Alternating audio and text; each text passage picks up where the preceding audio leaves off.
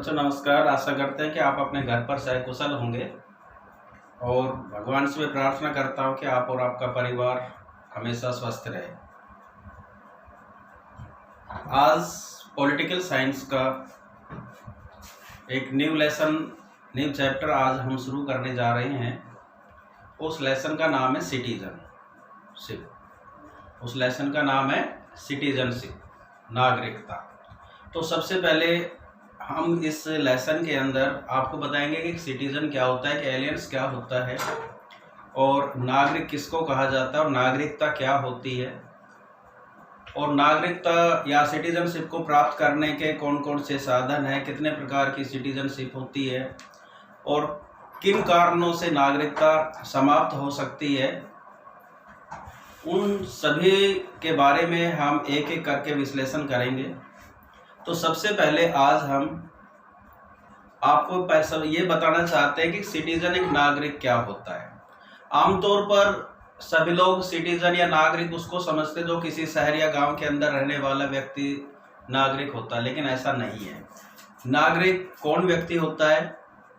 जो राज्य के कानून संबंधी विचार विमर्श में पार्टिसिपेट करता है, डिसीजन मेकिंग में पार्टिसिपेट करता है, जिसको सोशल एंड पॉलिटिकल राइट्स जिसको प्राप्त होते हैं, वो नागरिक कहलाता है। जिसकी आयु 18 या 18 वर्ष से अधिक होती है वो नागरिक का रूप लेता है।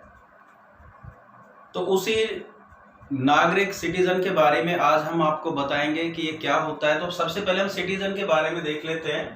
The citizen is that member of population of A state. किसी राज्य की जनसंख्या का वह सदस्य सिटीजन होता है who enjoy all the rights, जिसको सारे के सारे अधिकार प्राप्त हो, चाहे वो सिविल राइट्स है as well as political right. उसको नागरिक अधिकार भी प्राप्त होने चाहिए और राजनीतिक अधिकार प्राप्त। जनसंख्या के अंदर वह सदस्य नागरिक कहलाता है जिसको सारे के सारे अधिकार प्राप्त हो, चाहे वो सिविल राइट है और चाहे पॉलिटिकल राइट है, under the protection of state, और राज्य के द्वारा वो संरक्षित होना चाहिए। In return for the allegiance of his oath to the state, और इसके बदले में वह राज्य के प्रति, अपने देश के प्रति वफादार हो तो ही वो सिटीजन कहलाता है। उसी को हम सिटीजन कहते हैं। राज्य उसको सारे अधिकार देता है, चाहे पॉलिटिकल राइट है चाहे सोशल राइट है, लेकिन उसके बदले में वो राज्य से बंधा होता है अपनी वफादारी से। राज्य के प्रति उसको वफादार होना चाहिए तो ही वो सिटीजन है। नेक्स्ट, सिटीजन एंड एलियंस के बारे में क्या है। एक नागरिक और एक विदेशी में क्या अंतर होता है। देखो, नागरिक के बारे में तो हमने आपको अभी बताया है, लेकिन जो aliens owes allegation to his own state, जो विदेशी होता है उसकी जो वफादारी है केवल अपने देश के प्रति होती है। वो कभी भी उस देश के प्रति वफादार नहीं होता जिस देश में वो रहने आया है।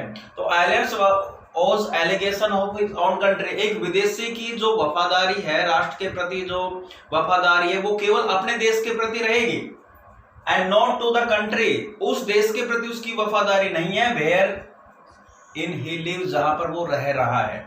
इन टाइम्स ऑफ वार, युद्ध के समय में आप ध्यान रखिए एक विदेशी और नागरिक में एक अंतर क्या होता है। In times of war foreigners can be asked to leave the country. युद्ध की स्थिति में किसी भी विदेशी को देश छोड़ने के लिए, एलियंस को देश छोड़ने के लिए कहा जा सकता है, बट नॉट सिटीजन, लेकिन नागरिक को नहीं कहा जा सकता। ये डिफरेंट होता है मेन। एलियंस क्या होते हैं? एलियंस वो किसी भी देश में, कोई भी व्यक्ति किसी देश में जब रहने आता है तो विदेशी कहलाता है, लेकिन विदेशी की अपनी वफादारी केवल अपने देश के प्रति होती है, लेकिन जिस देश में वो रह रहा है उसके प्रति कोई वफादारी नहीं होती है। लेकिन एलियंस को ये जो पॉलिटिकल राइट्स या सिविल राइट्स उसको प्राप्त नहीं होते हैं जो एक नागरिक को प्राप्त होते हैं। कभी भी एलियंस को या विदेशी को युद्ध के समय में या देश के ऊपर कोई संकट आ रहा है तो उसको देश छोड़ने के लिए कहा जा सकता है, लेकिन नागरिक को नहीं कहा जा सकता। ये मेन डिफरेंट होता है। काइंड्स ऑफ सिटीजन, नागरिक कितने प्रकार के होते हैं, सिटीजनशिप कितने प्रकार की होती है। तो ध्यान देखिए, एक तो नेचुरल सिटीजन होते हैं और दूसरा होता है न्यूट्रलाइज सिटीजन। एक तो वो सिटीजन जिसको जो किसी देश के मूल निवासी होते हैं, जिनको राज्य के द्वारा, एक तो होता है नेचुरल प्राकृतिक नागरिकता जो जन्म से ही प्राप्त होती है, एक होती है न्यूट्रलाइज सिटीजन राज्यकृत नागरिकता, राज्य जिसको नागरिकता प्रदान करता है। तो दो प्रकार की नागरिकता है, एक नेचुरल सिटीजनशिप होती है, एक होता है न्यूट्रलाइज सिटीजन जो राज्य के द्वारा राज्यकृत नागरिकता होती है, और एक जन्म से ही नागरिकता प्राप्त होती है। तो दो प्रकार की होती है। सिटीजनशिप क्या है फिर? तो citizenship is a legal relationship. जो नागरिकता होती है एक वैधानिक संबंध होता है जो एक व्यक्ति को बांधे रखता है, एक व्यक्ति को बांधे रखने का एक वैधानिक संबंध, an individual to the state, जो एक राज्य के द्वारा बंधा होता है, एक ऐसी व्यवस्था जो एक व्यक्ति को अपने राज्य के प्रति बांधे रखती है, वो कहलाती है सिटीजनशिप। तो a citizenship is a legal relationship that binds an individual to the state of which he is a member. देखियो सिटीजनशिप क्या होती है? एक वैधानिक संबंध होता है जिसके द्वारा एक व्यक्ति अपने राष्ट्र के द्वारा अपने देश के प्रति बंधा रहता है, वो वैधानिक संबंध ही सिटीजनशिप कहलाती है, नागरिकता कहलाती है। अब आगे जो हम आपको बताने जा रहे हैं, एक्विजिशन ऑफ सिटीजन, किस तरह से हम नागरिकता प्राप्त कर सकते हैं। इंक्विजिशन ऑफ सिटीजनशिप के बारे में बता रहा है कि नागरिकता किस तरह से प्राप्त की जा सकती है। तो अभी मैंने आपको जो बताया था कि दो प्रकार की नागरिकता होती है, एक नेचुरल सिटीजनशिप होता है, एक नेचुरलाइज सिटीजनशिप होती है। तो नेचुरल सिटीजन के बारे में हमने आपको बताया कि नेचुरल जो सिटीजनशिप है उसको प्राप्त करने के दो तरीके होते हैं। सबसे पहले जो तरीका होता है नेचुरल सिटीजनशिप, पहले होती क्या उसके बारे में देखिए। Natural citizenship, citizens are citizens by birth. Natural citizen किसको माना जाता है? ये जिस देश में जन्म हुआ है वो उस देश का नेचुरल सिटीजन होता है। जन्म के आधार पर किसी व्यक्ति को नेचुरल सिटीजन माना जाता है। यदि किसी देश के अंदर जिस व्यक्ति का जन्म हुआ है उस देश का वो नेचुरल सिटीजन होता है।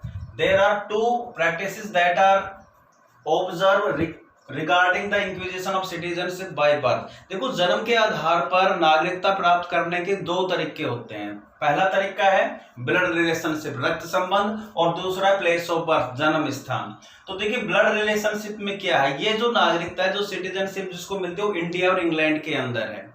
इस तरह की जो नागरिकता है ब्लड रिलेशन के अंदर, इसमें नागरिकता ब्लड रिलेशन पर डिपेंड करती है। इसका मतलब है कि यदि किसी बच्चे के माता पिता जिस देश के अंदर है, जिस देश की नागरिकता जिसके माता पिता को मिली हुई है, यदि वो बच्चा कहीं भी जन्म क्यों नहीं लेता हो, वो उसको नागरिकता किस देश की मिलेगी? जिस देश के नागरिकता उसके माता पिता को मिली हुई है उस बच्चे को भी उसी देश की नागरिकता मिलती है। जैसे इंडिया का कोई पेरेंट्स है, माता पिता है, वो कहीं भी चले जाए, फ्रांस, अमेरिका या दूसरे देशों में कहीं भी चला जाए तो, और वहां पर किसी बच्चे का जन्म होता है तो उस बच्चे की नागरिकता इंडियन ही होगी, वो भारतीय होगा। इसी तरह इंग्लैंड के अंदर होता है। इंग्लैंड के अंदर इंग्लैंड का कोई भी दंपति, यदि कोई भी कपल है, वो कहीं भी घूमने जाता है और उससे कोई बच्चा जन्म होता है तो वो इंग्लैंड का ही, वो अंग्रेज ही कहलाएगा। तो इस तरह से ब्लड रिलेशनशिप है, रक्त संबंध के आधार पर नेचुरल सिटीजनशिप प्राप्त होती है। और एक होता है प्लेस ऑफ, जन्म स्थान के आधार पर। ध्यान दीजिए अर्जेंटीना और जापान के अंदर ये उस तरह की नागरिकता है यदि किसी बच्चे का जन्म जिस देश में हुआ, जैसे यदि कोई दंपति या पेरेंट्स अर्जेंटीना में सैर सपाटे के लिए जाता है, घूमने फिरने के लिए जाता है, और वहां पर यदि कोई बच्चा जन्म ले लेता है तो अर्जेंटीना की नागरिकता उसको मिल जाती है। इसी तरह से जापान के अंदर भी होता है। तो अर्जेंटीना और जापान के अंदर यदि किसी बच्चे का जन्म हुआ है, कोई माता पिता को घूमने फिरने गए हैं, तो वहां पर यदि किसी बच्चे का जन्म हो जाता है तो वो उस देश की नागरिकता उसको प्राप्त हो जाती है। तो ये दो तरह की जो जन्मजात नागरिकता है, दो प्रकार की नागरिकता, एक जन्मजात नागरिकता होगी और एक होगी राजकृत नागरिकता। तो जो जन्मजात नागरिकता है वो दो आधारों पर प्राप्त होती है, एक तो जन्म रक्त संबंध के आधार पर और दूसरी जन्म स्थान के आधार पर। अब जैसे इंडिया और इंग्लैंड के अंदर सिटीजनशिप है वो प्राप्त होती है ब्लड रिलेशनशिप के आधार पर, जबकि अर्जेंटीना और जापान के अंदर जो नागरिक यदि उस देश के अंदर कोई बच्चा जन्म लेता है, कोई किसी भी देश का दंपति यदि घूमने फिरने वहां जाता है और वहां पर यदि बच्चे का जन्म हो जाता है तो अर्जेंटीना की नागरिकता उसको प्राप्त हो जाती है। लेकिन कई जगह आपने देखा डबल प्रिंसिपल देखा है सिटीजनशिप का, दोहरी नागरिकता मिल जाती है। एक तो ब्लड रिलेशनशिप के आधार पर, अब मान लीजिए कोई भी कपल है घूमने फिरना किसी देश के अंदर चला जाता है, अब अमेरिका के अंदर भी डबल सिटीजनशिप है, दोहरी नागरिकता है, वहां ब्लड रिलेशनशिप से भी नागरिकता मिलती है, और वहां पर कोई बच्चा यदि कोई दंपति घूमना चाहता है तो जन्म स्थान के आधार पर भी वो नागरिकता प्राप्त हो जाती है। तो नागरिकता के दोनों कई देश ऐसे हैं जहां पर केवल ब्लड रिलेशनशिप के आधार पर नागरिकता मिलती है, और बहुत से देश ऐसे होते हैं जो जन्म स्थान के आधार पर नागरिकता प्राप्त कर देते हैं। लेकिन वर्ल्ड के अंदर बहुत से देश ऐसे भी हैं जहां डबल सिटीजनशिप है, जहां दोहरी नागरिकता का प्रावधान है, वहां ब्लड रिलेशनशिप के आधार पर भी नागरिकता दी जाती है और प्लेस ऑफ बर्थ के आधार पर भी नागरिकता दी जाती है। अब हम आपको जो अगले प्रकार की जो नागरिकता है, नेचुरलाइज जो सिटीजनशिप है, उसको प्राप्त करने के कौन कौन से तरीके हैं उसके बारे में हम आपको बताएंगे। दूसरे प्रकार की जो नागरिकता है उसको कैसे प्राप्त किया जा सकता है, जो नेचुरलाइज सिटीजनशिप है, राज्यकृत जो नागरिकता वो कैसे प्राप्त की जाती है, तो इसमें हम आपको 10 पॉइंट बता रहे हैं। सबसे पहले पॉइंट है residence for the certain period, second है मैरिज, थर्ड है purchase property, fourth adoption, for scholars by victory through application and political asylum to accept citizenship again and government service. तो ये 10 ऐसे तरीके जिसके द्वारा राज्यकृत जो नागरिकता वो प्राप्त की जा सकती है। जैसे सबसे पहले रेजिडेंट फॉर सर्टेन पीरियड, इसमें आप ध्यान दीजिए, यदि कोई व्यक्ति किसी देश के अंदर कई देशों के अंदर ये 5 वर्ष की निश्चित अवधि की गई है, कई देशों के अंदर ये 10 वर्ष की गई है। जैसे इंग्लैंड और अमेरिका के अंदर यदि कोई व्यक्ति 5 वर्ष तक रहता है तो वह उस देश की नागरिकता उसको प्राप्त हो जाती है। इसी तरह फ्रांस के अंदर यदि कोई व्यक्ति निश्चित समय अवधि मतलब 10 वर्ष तक रहता है तो फ्रांस उसको अपनी नागरिकता प्रदान कर देता है। लेकिन इंडिया में यदि कोई व्यक्ति 5 वर्ष तक रहता है तो इंडिया के अंदर उसको नागरिकता प्राप्त हो जाती है 5 वर्ष के लिए। तो एक रेजिडेंट फॉर सर्टेन पीरियड, जो निवास की जो अवधि है हर देश के अंदर निश्चित की गई है कि उस निश्चित अवधि तक यदि कोई व्यक्ति वहां पर रहता है तो उस देश की उसको नागरिकता प्राप्त हो जाती है। तो एक तरीका रेजिडेंट फॉर सर्टेन पीरियड। दूसरा है मैरिज, इसमें आप ध्यान दीजिए कि विवाह के आधार पर भी किसी देश की नागरिकता प्राप्त की जा सकती है।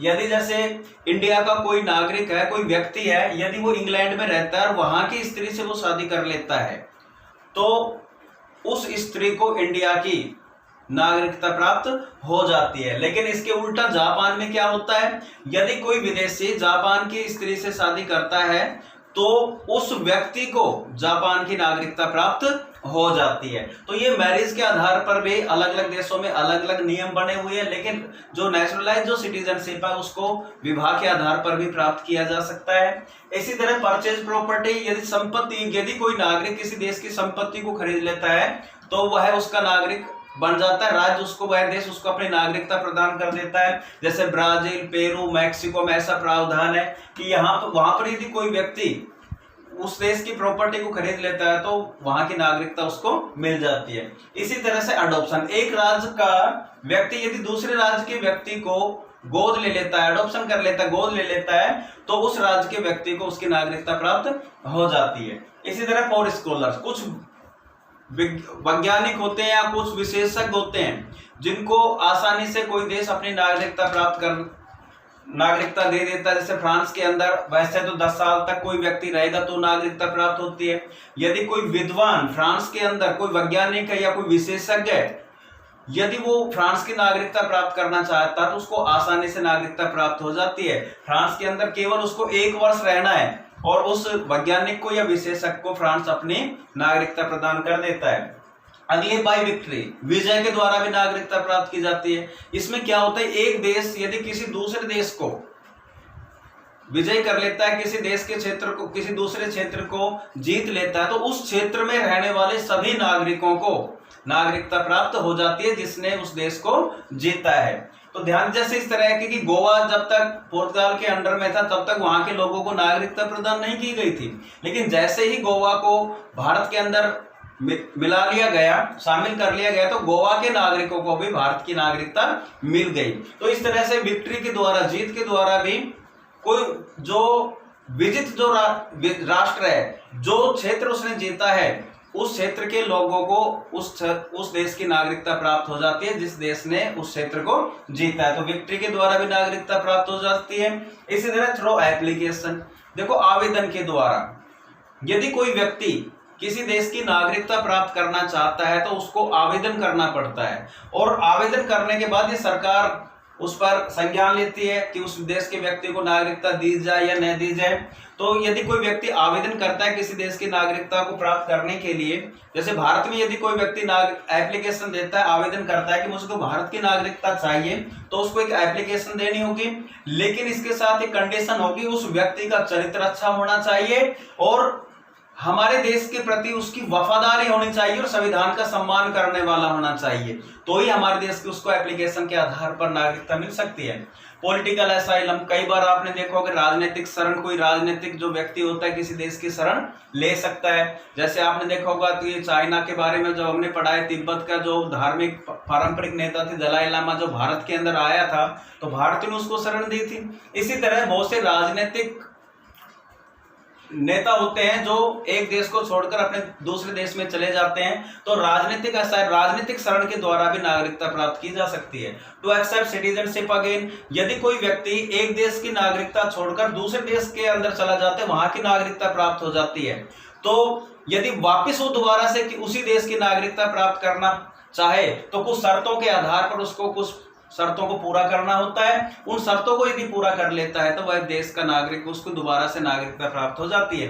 गवर्नमेंट सर्विस, सरकारी सेवा, यदि कोई व्यक्ति जैसे इंग्लैंड के अंदर कोई भी व्यक्ति है, यदि वो इंग्लैंड के अंदर सर्विस कर रहा है, सरकारी सेवाओं में अपनी सरकारी सेवाएं दे रहा है, तो इंग्लैंड उस देश के उस व्यक्ति को अपने देश की नागरिकता प्रदान कर देता है। तो इस तरह से जो नागरिकता होती है वो दो प्रकार की होती है, एक नेचुरल जिसके अंदर किसके आधार पर दी जाती है, ब्लड रिलेशन के आधार पर, और प्लेस ऑफ बर्थ के आधार पर दी जाती है। इसी तरह से जो राज्यकृत नागरिकता होती है, नेचुरलाइज सिटीजनशिप होती है, उसके बहुत से तरीके होते हैं जिससे हम कोई देश किस तरह से नागरिकता प्रदान करता है। तो ये 10 के 10 पॉइंट हमने आपको बताया कि किस तरह से नेचुरलाइज जो सिटीजनशिप है वो प्राप्त की जा सकती है। तो इन्हीं के आधार पर हम आज आपको क्वेश्चन देंगे और आपको अपनी फेयर नोटबुक में करना है। Thank you.